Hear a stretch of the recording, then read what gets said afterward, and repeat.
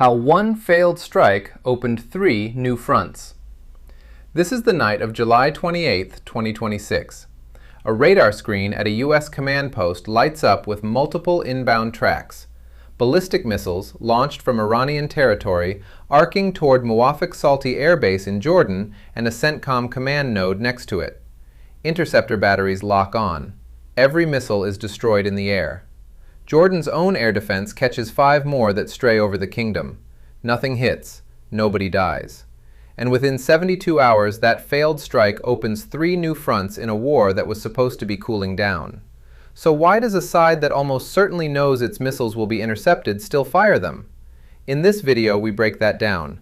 Why Iran launched a strike built to fail. Why the American answer landed in Iraq instead of Iran. Why 2 oil choke points are being strangled at the same time by completely different actors, and where this actually goes next. Start with the timeline. 5 days earlier, the guns had gone quiet. The U.S. had just wound down 13 straight days of intensive strikes on Iranian targets. A pause, not a peace. Then, on the 28th, the IRGC fires. Its own statement calls it retaliation for aggressive actions by the American military and promises more as long as those actions continue. Read that as a message, not a plan.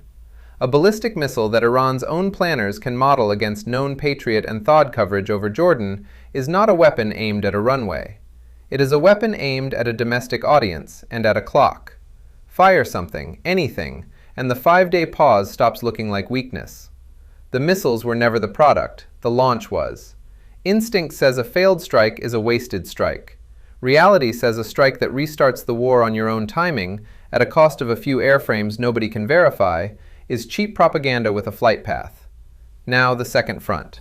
Inside 72 hours of that missile salvo, U.S. and Saudi Arabian jets are in the air together over eastern Iraq, hitting logistics and weapons sites tied to Iran-backed militias. This is the first time Riyadh has publicly struck inside Iraq during this entire war. Iraq's Popular Mobilization Forces report 20 of their people killed, 32 wounded. Why Iraq and not another round on Iran itself? Because the target wasn't the missile launch, it was the network behind it. In the 72 hours before the strike, U.S. forces and Saudi energy infrastructure had already absorbed more than 30 IRGC-directed drone attacks. The missiles over Jordan were the visible spike. The militias in Iraq were the machine generating the steady background fire underneath it. Hitting Iran again escalates a state-to-state war that both sides are already struggling to control. Hitting the proxies one rung down the ladder punishes the network without forcing Tehran into a corner where the only answer left is a bigger missile. And bringing Saudi Arabia into the strike package does something else entirely. It turns the American war on Iran into a regional war with a regional coalition, on record, in the open, for the first time. Third front, and the one with no missiles in it at all. Off Yemen's coast, Houthi forces are targeting Bab el-Mandeb with missiles and drones, and they've declared a naval blockade against Saudi Arabia specifically, in retaliation for strikes on a Yemeni airport meant to stop an Iranian aircraft from landing. 4 tankers carrying close to 3.8 million barrels of Saudi cargo turn around before reaching the strait rather than run it. Meanwhile, the other side of the map tells the same story. The Strait of Hormuz has been effectively closed since the war's opening weeks back in February. Transit numbers confirm it. 78 ships through Hormuz in 1 week in July, down from 174 the week before. 2 of the world's most important choke points on opposite sides of the Arabian Peninsula, both throttled at the same time by 2 different actors for 2 different stated reasons. Here is the mechanism worth sitting with. Together, Hormuz and Bab el-Mandeb carry roughly a quarter of the world's oil and gas. Closing both doesn't require a navy. It requires an actor willing to fire a $2,000 anti-ship missile at a $200 million tanker, because the captain who owns that tanker will turn around, and the insurer behind him will refuse to cover the transit, and the decision to abandon the route gets made in a shipping office thousands of kilometers away, not on a battlefield. Instinct says the strongest navy controls the sea. Reality says a handful of drone boats and shoulder-launched missiles can functionally close a strait, because the cost of running it wrong isn't measured in warships lost. It's measured in insurance premiums and captains who simply decline the voyage. This is not a new trick.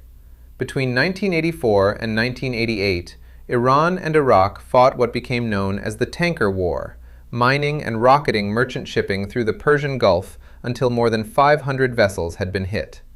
The U.S. answer was Operation Earnest Will, reflagging Kuwaiti tankers under the American flag and escorting them through the Gulf one convoy at a time, and eventually Operation Praying Mantis in April 1988, when the U.S. Navy sank or crippled half of Iran's operational surface fleet in a single day after a U.S. frigate struck a mine. The lesson from that war was blunt. A strait doesn't get reopened by winning one battle. It gets reopened by an occupying escort commitment that lasts as long as the threat does.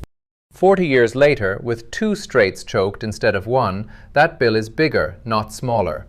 And as always, the worst outcomes in this kind of war don't come from either side's brilliance. They come from simple miscalculations, repeated under pressure, by everyone involved. Assuming a message strike stays a message. Iran fired to reset a clock, not to start a new front in Iraq, and got a new front in Iraq anyway. A signal read by the sender as controlled escalation can be read by the receiver as any escalation at all, reading a pause as exhaustion. 13 days without new U.S. strikes looked, from Tehran, like an opening. It was a pause for reassessment, not a retreat, and the IRGC paid for that read within a week. Widening your own enemies list. The Houthis built their reputation attacking ships linked to Israel. Extending a declared blockade to Saudi Arabia now puts them in open conflict with a second major regional power at the same time they're already trading fire with the US and Israel. Treating a strait closure as a symbolic gesture, it isn't. It's an economic weapon that moves oil prices and reroutes global shipping within days, which means it draws in outside powers whose economies depend on that oil, whether they wanted a role in this war or not. Underestimating how cheap disruption is compared to how expensive reopening is. A drone that costs less than a used car can force a tanker worth 200 times as much to turn around. No side in this conflict has found an answer to that math yet. Here's where I'll put my own read on this, and it's a prediction, not a fact. I don't think this turns into a full ground war between the United States and Iran directly. Both sides have now shown, repeatedly, that they'd rather fight through proxies and chokepoints than commit to an open invasion neither wants to pay for. But I do think the next 2 to 4 weeks get worse before they get better, because right now 3 separate actors, Tehran, the Houthis, and the Iraqi militias, are each escalating on their own clock, answering to their own grievances, with no single hand steering all 3 at once. That's the actual danger here. Not one deliberate decision to widen the war, but 3 uncoordinated ones landing in the same month. My guess is the thing that eventually forces a pause isn't a battlefield event at all. It's the oil price. When a quarter of the world's seaborne energy sits behind 2 closed straits at once, the pressure to broker some kind of off-ramp stops coming from Washington or Tehran and starts coming from Beijing and New Delhi, the 2 capitals paying the real bill for both closures. Being outnumbered by fronts is still just a fact about the whole map. It is not a fact about which strait reopens first or which proxy fires next, and right now nobody involved actually controls that order. That's it for this one. More tactical breakdowns of the current war are dropping soon. Subscribe to catch them.